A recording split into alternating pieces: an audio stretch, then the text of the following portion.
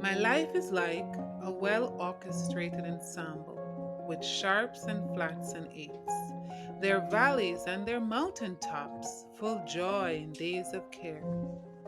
But through the twists and turns, discordant though they be, there is one thing I'm sure of, that God is always with me. He orchestrated well the course my life should take. Not that I say the pains or loss are given by his hand, but I know no matter what he works them in his plan. The evil Satan meant for me, good God shall bring. For nothing good will he withhold from those who stand for him. Hi everyone, this is Sharon from the Well Orchestrated Life. So today I'm going to share a bit from the first chapter of the Law of Life. So this book is written by Dr. Mark Sandoval from the New Paradigm Ministries. I will share the link to his ministry as well as the playlist for the lecture series that he has for this book. And I encourage you to get a copy of the book. So let's begin. So, in the book, the first chapter is called Understanding the Cause of Disease. Now, it has been said that 9/10 of disease begins in the mind. So, if you have endured any form of psychological stress over the last couple of years, you may have noticed that there have been a lot of health changes that you never had before that have come about. And these changes have been linked by many studies with psychological trauma. So if you have had any point in your life where you have felt disappointed, despair, depression based on having any form of difficulties, you are more than likely going to suffer from some disease later on in the future, if not at this present time. So, one of the things that Dr. Sandoval points out is that there are absolute laws that govern the operation of the body. I will only look at two of them today. So, one of them is the law of cause and effect. So, for every effect, there must be a cause. And health is the proper function, which is the effect of staying in the law, and disease is going outside of the law. So, another thing that he points out is that symptoms and disease are a blessing, not a curse. Because when we recognize that the symptoms serve us to prompt us for change, then we will take action to ascertain the cause. Another point that he makes is that the body is to be controlled by the mind. And if we have a wrong thought life, this will lead to disease. And our thought life is based on the worldview that we hold, based on the experiences that we have had. And if Christ is not our center and we're not making his promises and his word the key to how we view our experiences and our life, just as it says in Romans 8:28, all things work together for good for those who love the Lord and those who are called to his purpose. Genesis 50:20 tells us that what the devil meant for our harm, God will use for our good. And Psalms 84:11 tells us that no good thing will he withhold from you. So if it is something that has been taken away from you, it means that it wasn't good for you. If it is something difficult that you're going through at this moment in time, God promises that he will use it for good, even though the devil means that it should be used for harm. Another point that he makes is that our physical needs are very important. We know this. We can't really live much longer than 3 minutes without air, 3 days without water, and maybe 40 days without food, depending on our size.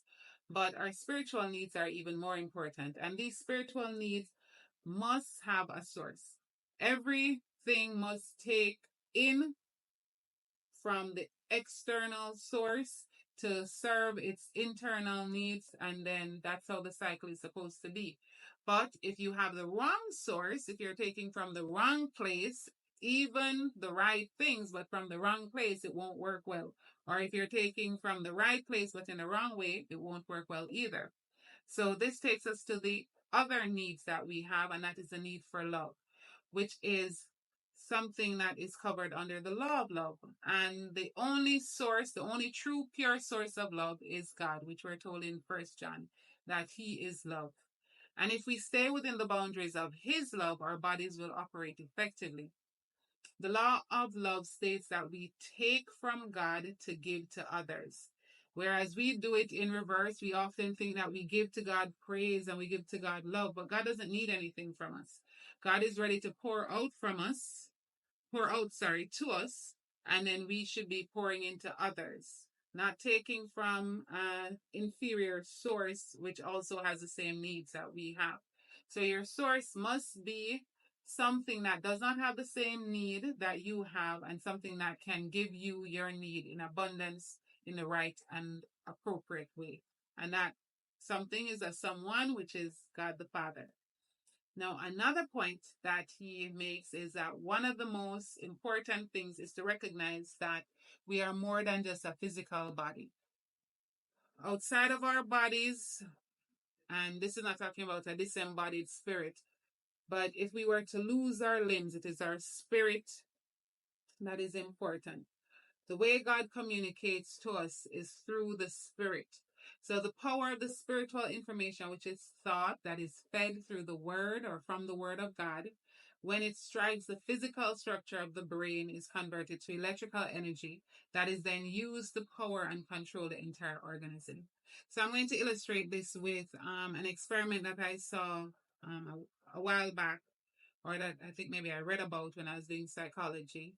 And in it they had men who were sports individuals, so they ran, and they had them sit down and they would just imagine running. And while they were imagining taking a run, whether it was a 100-meter dash or a marathon, the muscles that would be activated would actually twitch, and the brain centers that or brain areas that was related to it would actually fire. So this is one of the things that he points out, that for our bodies to work and function well, we have to take in the right thoughts. And when we take in the right thoughts, these thoughts hit the brain, they go through the nervous system, hit the nerves, and then when the nerves are hit, they will do whatever they need for whichever body part is actually attached to it, because every nerve has a specific body part that it activates. So if we're thinking poorly about ourselves, we're taking in wrong thoughts, and we're literally hating ourselves, whether we recognize it or not, we're slowly killing ourselves. Now, understanding the importance of the spirit to the health of the body is crucial, because as I said at the beginning, 9/10 of disease begins in the mind. Now, this is where his book really comes into play, because he goes into a lot of things. Like he talks about learning from our needs, the deceptions of love, taking to give, leaving your baggage behind. I love that surrenders. I love that thinks well, the talent of suffering. So these are a few of the topics. I didn't read all 16 that were left. I just read a few. So when you have the time, either grab the book or watch his playlist that will be in the description.